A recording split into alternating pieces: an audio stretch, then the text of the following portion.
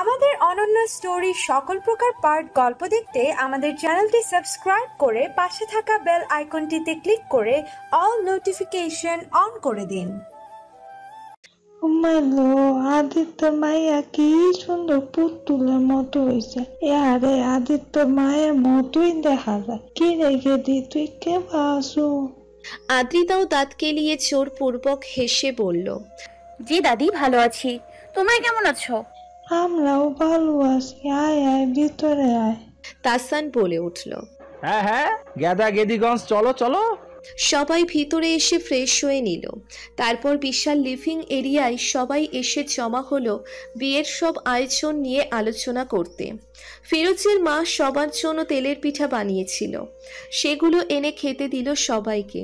গরম গরম তেলের পিঠা হাতে নিয়ে খেতে লেগে গেল সবাই। তাসান তো রীতিমতো কাড়াকাড়ি শুরু করে দিয়েছে। অপরাহ্ন বলে উঠল, হাবাইটার মতো করস কেন? যেন আজন্ম অভিকারী। আস্তে আস্তে খা, গলায় ঠেকে যাবে। ওই খবরদার, আমার খাবারে নজর দিবি না।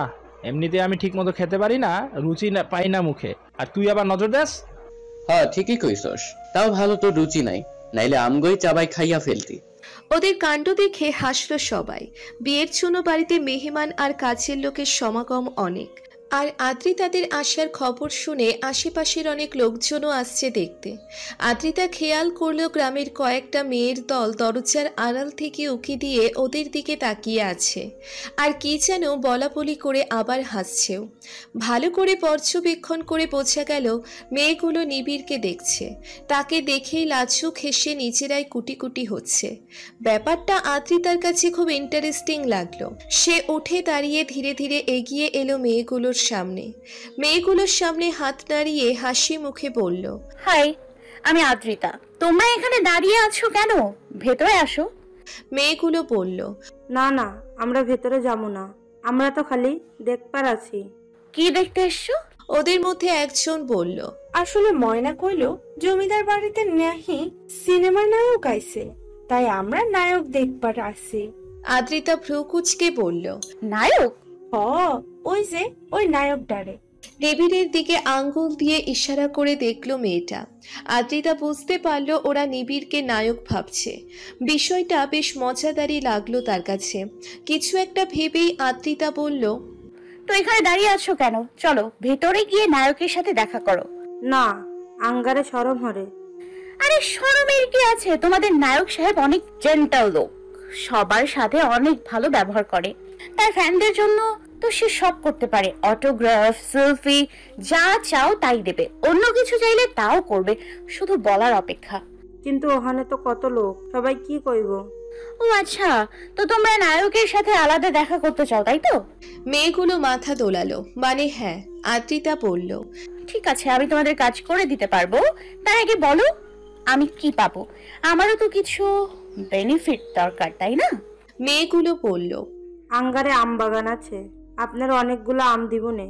ঠিক আছে, তবে শুধু আম দিলে কাজ হবে না, আমাকে আম গাছে চড়া শেখাতে হবে, তাহলে কাজ করে দিব। ঠিক আছে, হিলামনে। আচ্ছা তাহলে ডিল ডান। আমি তোমাদের হিরোর সাথে আলাদা মিটিং ফিক্স করে দিব। তোমাদের যেখানে যে সময় বলে দিব, তোমরা চলে এসো, কেমন? আচ্ছা।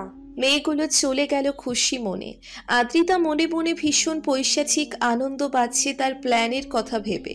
ওই দৈত্য দানব সবসময় আদ্রিতাকে অত্যাচার করে, সবসময় ভয় দেখায়, বকাঝকা করে, ধমকায়।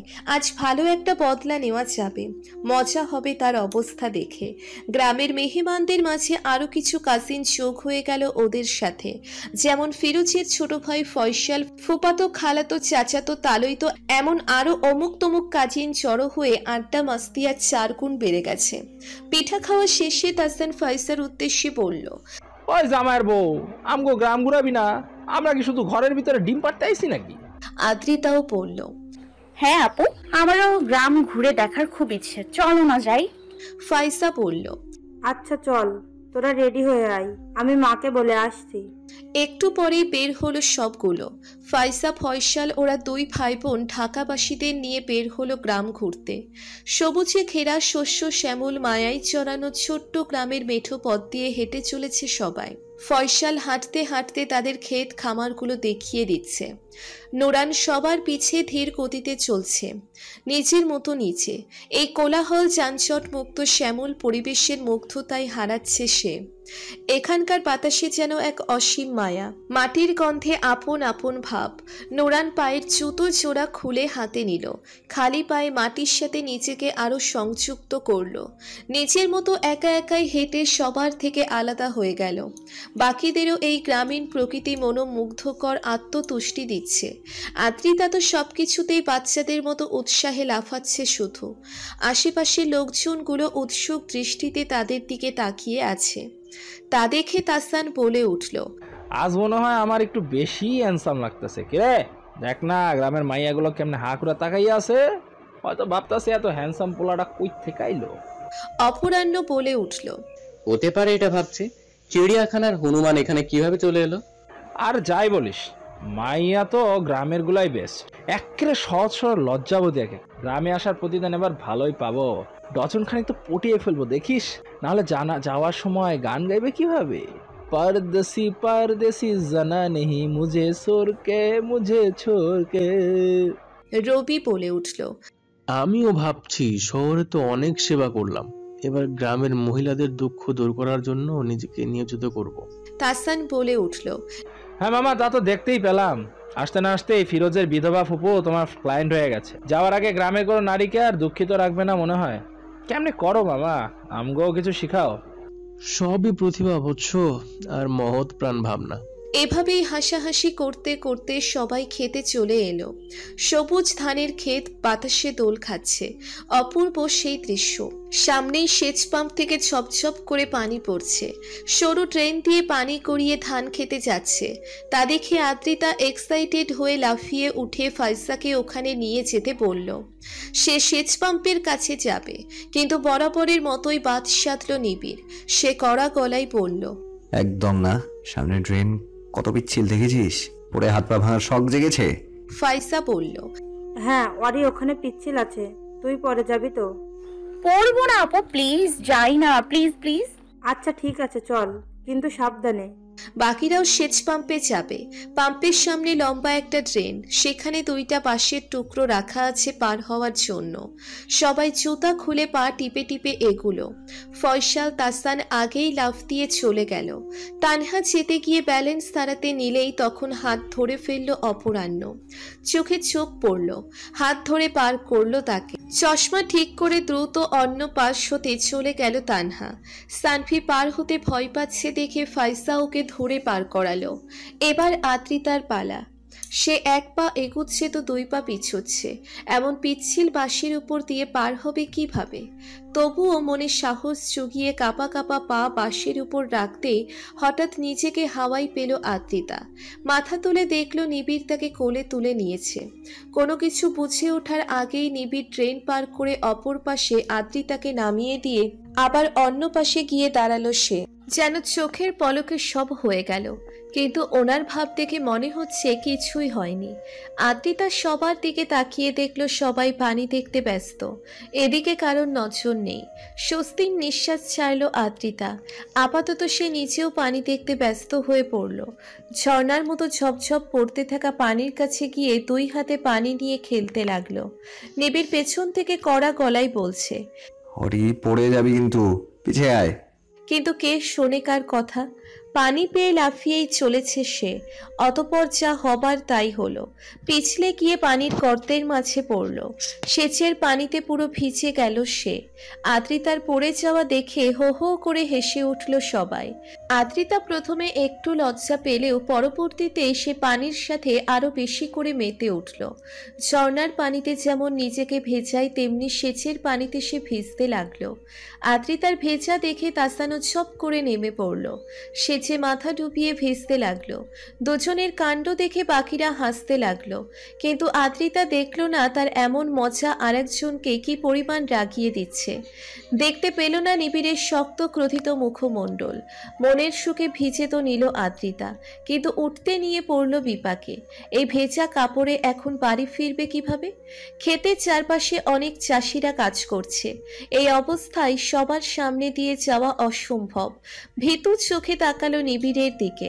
নিবিড়ের কঠিন চাহনি দেখে আরো অসহায় হয়ে আদ্রিতার মুখমণ্ডল, কাদো কাদো মুখ দাঁড়িয়ে রইল সে। বাকিরাও নিবিড়ের রাগী চেহারা দেখে ভয়ে চুপসে গেছে। এভাবে কিছুক্ষণ অতিবাহিত হওয়ার পর নিবিড় এগিয়ে গেল। রাগী মুখ করেই খপ করে আদ্রিতার হাত ধরে টেনে তুলে সেচ পাম্পের ছোট্ট ছাপড়া ঘরটাতে নিয়ে গেল। ঘরের মাঝে নিয়ে এক প্রকার ছুঁড়ে মারল। চোয়াল শক্ত করে রাগী গলায় বলল, অন্ত যাচ্ছে ওই পানির ভেতর তোকে কেড়ে থুয়ে যাই, ইডিয়েট একটা। আরো ভয়ঙ্কর ভাবে কতক্ষণ ইচ্ছে মতো ধমকালো। আদ্রিতার চোখে পানি চলে এলো, ভেজা শরীরে কাঁপছে আর নাক টানছে। আসলেই দৈত্য দানব একটা, না হয় একটু ভিজেছি তাই বলে এভাবে বকবে? যেন কত বড় অপরাধ করে ফেলেছি। আমাকে বকাঝকা করার শুধু বাহানা চাই ওনার। নিবিড় দেখলো ছাপড়া ঘরটাতে একটা গামছা ঝোলানো আছে। সেটা নিয়ে আদ্রিতার মুখের উপর ছুঁড়ে দিয়ে বলল, মাথা মুছে নে। তারপর গায়ের জ্যাকেটটা খুলে একইভাবে ছুঁড়ে দিয়ে বলল, এটা পরে বেরিয়ে আয়। বলেই বাইরে চলে গেল নিবিড়। আদ্রিতা মাথা মুছে জ্যাকেটটা পরে নিল। তবে রাগ হচ্ছে তার ভীষণ। লোকটা শুধু ওকে বকে, আজ তো সে বদলা নিয়েই ছাড়বে, মজা দেখিয়ে ছাড়বে। পরদিন বিকেলেই নিজের মাস্টার প্ল্যানের কাজে লেগে পড়ল আদ্রিতা। গ্রামের সেই মেয়েগুলোর সাথে আমবাগানে এসেছে আদ্রিতা। এরই মধ্যে তাদের সাথে ভালোই ভাব হয়ে গেছে তার। সকাল সকালে মেয়েগুলোর সাথে আমবাগানে এসে লাফালাফি শুরু করে দিয়েছে। আম পেড়ে খেয়েছে, আবার তাকে গাছে ওঠানোও শিখিয়েছে। এখন প্রতিদান হিসেবে নিজের করা ডিল অনুযায়ী এবার আদ্রিতার পালা। সে মেয়েগুলোকে জানালো আজ বিকেলে সে তাদের নায়কের সাথে দেখা করিয়ে দিবে। মেয়েগুলো যেন আমবাগানে চলে আসে, সেখানেই তাদের নায়ক আসবে। মেয়েগুলো খুশি হয়ে গেল। বিকেল হতেই আদ্রিতা নিবিড়কে আমবাগানে নিয়ে যাওয়ার ফোন দিয়ে আটলো। সে এক পিচ্ছিকে বুঝিয়ে পাঠালো নিবিড়ের কাছে। পিচ্ছি গিয়ে আদ্রিতার বলে দেওয়া অনুযায়ী নিবিড়কে বলল, অরিয়াপু আমবাগানে আপনাকে ডাকছে। নিবিড় ভ্রুকুচকে বলল, আমাকে ডাকছে মানে? আর ও বাগানে কি করছে? জানি না। বলেই পিচ্ছি দৌড়ে চলে গেল। আদ্রিতা আড়াল থেকে সব দেখছে। নিবিড় তখনই বের হয়ে গেল। আদ্রিতা মনে মনে খুশি হয়ে সেও লুকিয়ে নিবিড়ের পিছু পিছু গেল। বাড়ি থেকে কিছুটা দূরেই আম বাগান। পৌঁছতে বেশি সময় লাগলো না। নিবিড় বাগানে এসে এদিক ওদিক তাকিয়ে আদ্রিতাকে ডাকতে লাগলো, পুতুল কোথায় তুই? পুতুল। বাগানের মাঝে একটা সিঁড়ি বাঁধা পুকুরও আছে। নিবিড় সেদিকেও এসে খুঁজতে লাগলো। আদ্রিতাকে কোথাও না দেখে একটু খটকা লাগলো তার। ভাবলো হয়তো পিচ্ছিটা তার সাথে মজা করেছে। সে ফিরে যাওয়ার জন্য ঘুরে দাঁড়াতেই ভ্যাবাচ্যাকা খেয়ে গেল। তার সামনে শতখানেক মেয়ের ভিড় দেখে বেচারা নিবিড় টাস্কি খেয়ে গেল। মেয়েগুলো চারিদিক থেকে নিবিড়কে প্রায় ঘিরে ফেলেছে। নিবিড়কে দেখে মেয়েগুলো কেমন মুচকি মুচকি হাসছে। নিবিড় অপ্রস্তুত ভঙ্গিতে জোরপূর্বক হাসার চেষ্টা করে বলল, কিছু হয়েছে? না মানে সবাই এখানে একসাথে, ব্যাপার কি? কি চাই? নিবিড়ের প্রশ্ন শুনে যেন মেয়েগুলোর হাসি আরো বিস্তৃত হলো। একজন এগিয়ে এসে লাজুক ভঙ্গিতে বলল, আঙ্গারের সাথে এল্লা ছবি উঠবেন? আঙ্গারের মেলা শখ নায়কের সাথে ছবি ওঠার, এল্লা উঠেন না। মেয়েগুলোর কথা ঠিকমতো বুঝতে পারল না নিবিড়। প্রচন্ড অস্বস্তিতে পড়ে গেল সে। একেবারে চরম লেভেলের অস্বস্তি যাকে বলে। জীবনে অস্বস্তি কাকে বলে তা যেন এই মুহূর্তে উপলব্ধি করতে পারছে সে। এদের মাঝ থেকে বেরোনোর উপায় খুঁজছে সে। নিবিড়ের এমন করুণ মুখশ্রী দেখে গাছের আড়ালে লুকিয়ে থাকা আদ্রিতার ভীষণ মজা লাগছে। পেট ফাটা হাসি অনেক কষ্টে চেপে রাখছে। সবসময় আদ্রিতাকে বকা দেওয়া না, এখন দেখ কেমন লাগে। মেয়েগুলো নিবিড়ের কাছে ঘেঁষে এসে ছবি তুলতে লাগলো। নিবিড়ের এবার বিরক্তির সীমা ছাড়া হয়ে যাচ্ছে। অনেক কষ্টে নিজের রাগ দমিয়ে রাখছে সে। যতই হোক মেয়েদের সাথে খারাপ ব্যবহার করা তার অভ্যেসে নেই। তাছাড়া গ্রামের মেয়েদের সাথে রুড বিহেভ করলে তাদের বংশের বদনাম হবে, অহংকারী ভাববে। তাই রাগ হলেও সেটা প্রকাশ করছে না আপাতত। কয়েকজনের সাথে ছবি তুলে কোনো রকমে সেখান থেকে বেরিয়ে আসতে চাইল। চলে আসতে নিয়ে হঠাৎ কিছু একটা ভেবে একটা মেয়েকে জিজ্ঞেস করলো,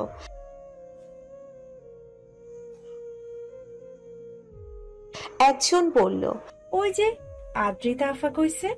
মেয়েগুলো চলে গেল একটু পর, তবে নিবিড়ের রাগ এবার তরতরিয়ে বাড়ল। বুঝতে পারল এসব আদ্রিতার শয়তানি, তার মানে ওই পাজিটাও নিশ্চয়ই এখানেই কোথাও আছে। আদ্রিতা গাছের পিছন থেকে শুনে ফেলল যে মেয়েটা ওর কথা বলে দিয়েছে। ভয়ে আত্মা আম গাছে উঠে গেল তার। এখন কি হবে? এই দৈত্য দানব তো আজ সত্যি সত্যি ওকে খেয়ে ফেলবে। ভাবতে ভাবতেই নিবিড়ের রাগী গলার ডাক শুনতে পেল সে। অরি দেখ, আমি জানি তুই এখানেই আছিস, ভালো চাস তো বেরিয়ে আয়, না হলে আমার খুঁজে বের করতে হলে সেটা তোর জন্য আরো ভয়াবহ হবে বলে দিলাম। ফটাফট সামনে আয়।